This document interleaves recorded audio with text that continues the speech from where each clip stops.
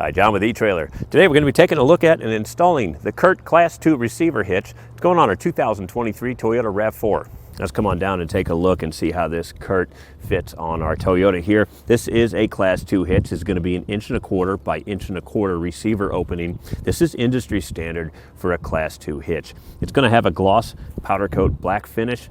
It's going to have a wire type chain hanger here that's going to accept either your classic S-hook style for your safety chains or a heavier duty clevis type. Now, one of the things I like about this hitch is the hidden cross tube up here. It fits the Toyota nice. All you really see is just the receiver opening here. Now, the Class II is going to be, it's not my first choice. It's going to be a lighter duty hitch that's going to be designed more for maybe a 2-bike rack carrier or a lighter duty cargo carrier on the back. Now, speaking of accessories, if you're in the market for bike racks and cargo carriers, they're going to come with usually a pin to tie these in here, and it'll be an anti-rattle pin that tightens everything up nicely. Now, if you're towing a light-duty trailer, you're going to need a pin and clip. Now, these are sold separately. We have them here at eTrailer. Now, speaking of towing, let's talk about some capacities for this hitch. We have 350-pound tongue weight rating. Now, that's going to be the pressure that's going to be pushing down on your hitch. And 3,500, that's going to be the total of your trailer weight and the cargo that's on it combined. Now, go ahead and check with your Toyota's owner manual to make sure that you can haul that much weight. Let's get some measurements on this hitch. There's a couple of measurements that I like to do, and it's from the ground to the top inner collar on the receiver hitch here. We're looking at a height of about 11 1/8 inches.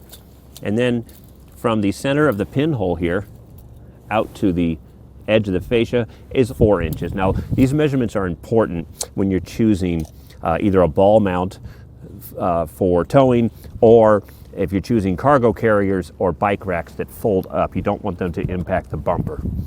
So, final thoughts on this CURT Class II hitch. It's not my first choice just because it's a lighter duty hitch. If you go with a larger Class III hitch that has a 2-inch opening, there's a lot more accessories that are available, more trailering options. However, if you already have Class I equipment at home, like a cargo rack or a bike rack that's already Class I, this is a great hitch.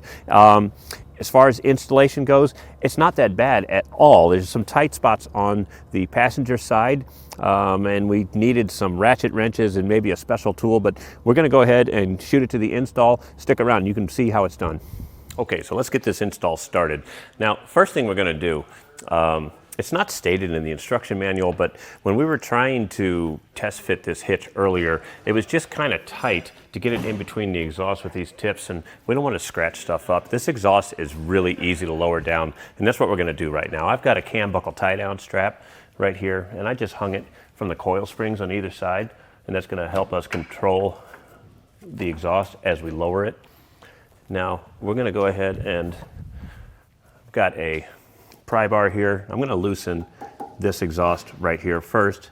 You can just take a pry bar, go in, give it a twist, and push. And if you've got some silicone spray, that'll help it come off easy too. On either frame rail, the passenger and the driver's side, we've got two 12mm bolts. We'll just go ahead and zip these off.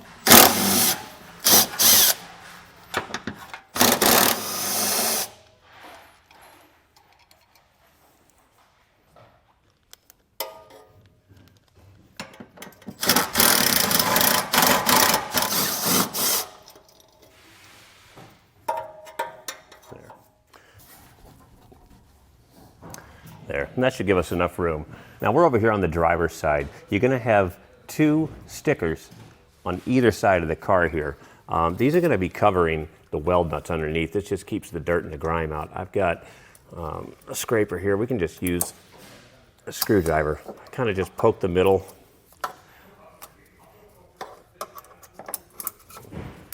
And peel it off. It's a sticker, so do whatever you got to do. Now, even though they had stickers over these holes in the weld nuts here, it's still a good idea to use a bottle brush and just go ahead and clean that out. You could still have manufacturing debris in there that would make it difficult to bolt the hitch on later. So go ahead and do this to all 4 locations on the car. We've got 2 on the driver's side, 2 on the passenger side. Go ahead and take a look at the hardware that comes with the hitch. You're going to have metric 10.9 cap screws, and you're going to have conical teeth washer. Now the teeth are going to go towards the hitch, so they'll be mounted like this, and this gets bolted into the frame rail. And fit the hitch up here. This is definitely something, if you have somebody helping you, it'd make it life easier.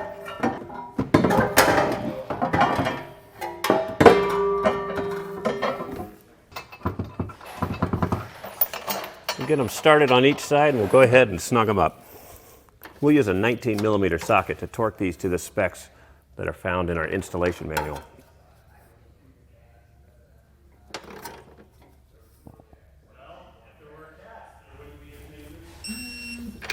There's something we wanted to show you on the passenger side. We have tight tolerances here and here. Now you can use a ratcheting wrench to tighten these down easy enough, but to be able to get these to torque, you're gonna need a special tool, and it's called a dog bone. This is gonna be a 19mm wrench on one side and a 3/8 adapter for your torque wrench on the other. This is about the only way you're gonna be able to torque, especially the one that's closer to the front of the vehicle here. Now that the hitch is bolted to the frame and torqued to specs, we can go ahead and raise our exhaust back up.